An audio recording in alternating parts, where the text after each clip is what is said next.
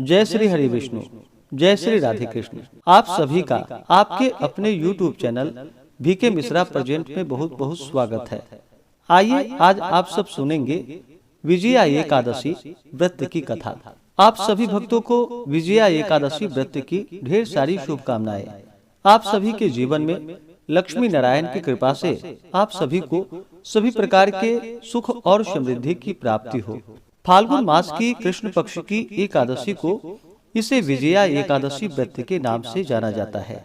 इस दिन विशेष प्रकार से लक्ष्मी नारायण का पूजन करना चाहिए। यह व्रत जो कि सभी प्रकार के पापों को नष्ट करने वाली है। इस व्रत को करने वाले को अभिजीत कार्यों में जो कि विजय की प्राप्ति होती है। राज दरबार में बैरियों से तथा परीक्षा आदि में सफलता प्राप्त कर धन वैभव लक्ष्मी प्राप्ति हेतु यह व्रत अत्यंत उपयोगी है। तो आइए सुनते हैं विजया एकादशी व्रत की कथा। तो बोलिए प्रेम से भगवान विष्णु की जय, माता लक्ष्मी की जय। एक बार महाराज युधिष्ठिर ने भगवान श्री कृष्ण से कहा कि हे प्रभु, आप कृपा कर फाल्गुन कृष्ण एकादशी का नाम, व्रत का विधान और महात्म्य एवं पुण्य फल का वर्णन कीजिए। मेरी सुनने की बड़ी इच्छा है। महाराज युधिष्ठिर के ऐसे वचनों को सुनकर भगवान श्री कृष्ण बोले कि हे राजा, इस एकादशी का नाम विजया है और यह निस्संदेह विजय को देने वाली है। जो प्रश्न आज तुमने मुझसे किया है, यही प्रश्न इससे अनेक काल पूर्व नारद जी ने ब्रह्मा जी से किया था। तब उन्होंने कृपा करके जो अनुपम चरित्र नारद जी को सुनाया था, वही मैं तुम्हें आज सुना रहा हूँ। भगवान श्री राम 14 वर्ष के लिए वनवास की आज्ञा शिरोधार्य कर वन में जाकर गोदावरी के किनारे पंचवटी में निवास किए। तपस्विनी सीता वहीं से रावण के द्वारा हरी गयी, जिससे वह अत्यंत ही व्याकुल एवं व्यथित हुई। भगवती सीता के वियोग में अग्नि के समान जलते हुए भगवान श्री राम उनको खोजने लगे। आगे कुछ दूर चलने पर उन्हें मरणासन्न अवस्था में जो कि गिद्धराज जटायु मिले। उन्होंने अपने आहत होने का समुचित वृतांत सुनाकर अपनी इहलौकिक लीला समाप्त की। आगे चलकर रामचंद्र जी ने कबंध का वध किया और सुग्रीव से मित्रता की। भक्त शिरोमणि केसरी नंदन हनुमान जी ने लंका जाकर भगवती सीता का पता लगाया। रावण को भगवान रामचंद्र का अनुपम तेज दिखाकर लंका को जलाया और सीता जी की खबर लाकर भगवान रामचंद्र को सुनाया।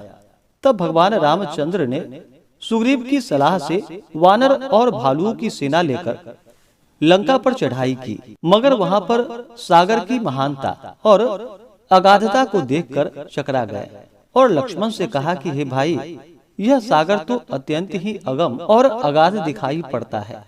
इसको किस प्रकार पार करना होगा? यह विशाल वानरी सेना लंका में किस प्रकार पहुंचेगी? कोई युक्ति तुम ही बतलाओ। बड़े भाई के ऐसे वाक्यों को सुनकर विचारवान लक्ष्मण ने कहा कि हे प्रभु, आप स्वयं आदि पुरुष परमेश्वर हैं। यद्यपि आपसे कोई बात छिपी नहीं है, तथापि आप लोक लीला कर रहे हैं। आप तो जानते ही हैं कि यही समीप में ही महर्षि दालभ्य जी का आश्रम है। वह महामुनि अत्यंत ही ज्ञानी और बुद्धिमान हैं।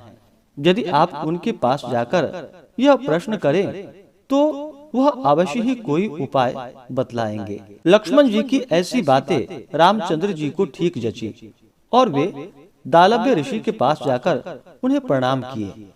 महर्षि ने आशीर्वाद देकर उन्हें आदर पूर्वक आसन दिया और फिर आने का कारण पूछा। उत्तर में रामचंद्र जी ने अपना अभिप्राय महर्षि से कह सुनाया। तब महर्षि जी ने कहा कि हे रघुकुल भूषण, आप फाल्गुन कृष्ण एकादशी, जिसका नाम विजया है, आप इसका व्रत कीजिए। आपका मनोरथ अवश्य ही पूर्ण होगा और लंका में आपकी विजय होगी। उस व्रत की विधि मैं आपसे कहता हूँ, सो सुनिए। दशमी के दिन सोना, चांदी, तांबा अथवा मिट्टी का एक घड़ा ले कलश स्थापित करे। उसमें जल एवं आम के पल्लव छोड़कर वेदिका पर रखे। उसके आसपास सप्त धान्य और उसके ऊपर जौ रखकर नारायण की प्रतिमा को स्थापित करे।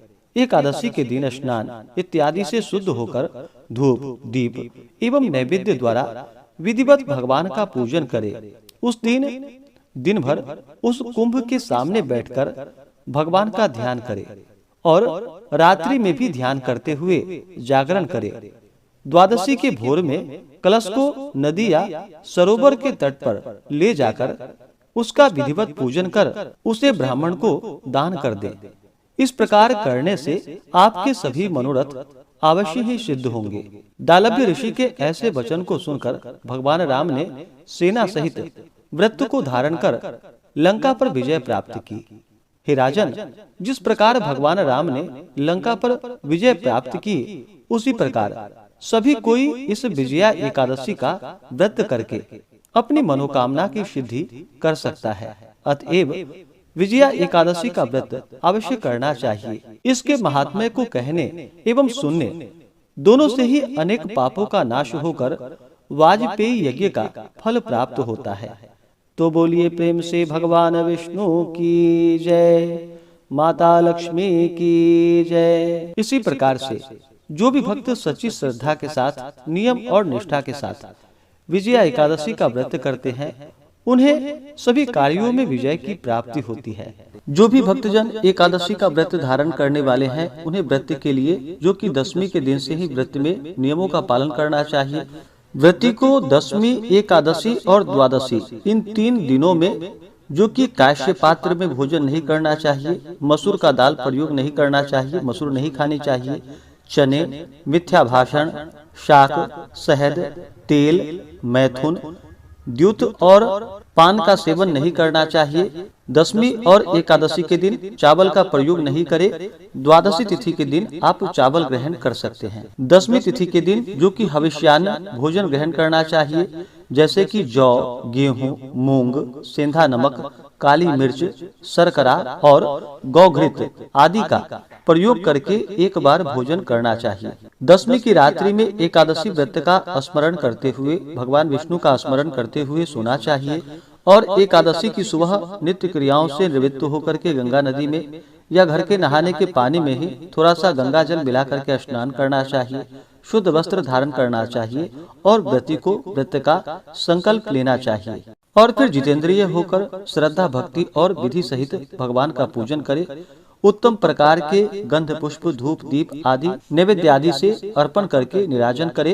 तत्पश्चात जप, हवन, स्तोत्र पाठ और कथा आदि का श्रवण करे। मनोहर गायन, वादन और नृत्य करके प्रदक्षिणा और दंडवत करे। एकादशी की रात्रि जागरण करते हुए समय को व्यतीत करनी चाहिए। भगवान का स्तोत्र पाठ आदि करते हुए समय को व्यतीत करे और द्वादशी तिथि की सुबह स्नान करके शुद्ध वस्त्र धारण करके भगवान का पूजन और आरती कर लेनी चाहिए। इसके बाद ब्राह्मणों को भोजन करवाना चाहिए। ब्राह्मणों को दान और दक्षिणा देनी चाहिए। गरीबों को भोजन करवाना चाहिए और फिर समय के अनुसार व्रत का पालन करना चाहिए। ऐसे ही ज्ञानवर्धक जानकारियाँ प्राप्त करते रहने के लिए चैनल पे अगर आप पहली बार आए हैं तो चैनल को लाल बटन दबा करके सब्सक्राइब करें, साथ में बेल आइकन घंटी को दबाएं ताकि आने वाली वीडियो का नोटिफिकेशन आपको समय से मिलता रहे।